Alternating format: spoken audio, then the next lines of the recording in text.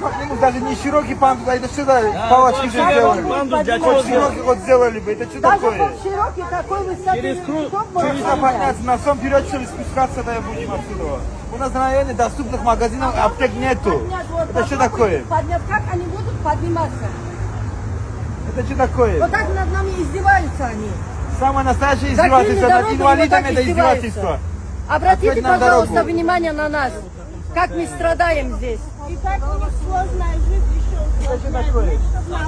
Вот мусор, покажите им, где вчера, за то, что они знали, что сегодня правительство приедет. Вот вчера только убрали за столько лет. За столько лет вчера только убрали. Вот, пожалуйста, вот этот человек как сюда поднимется сейчас? Вот, пожалуйста, это что такое?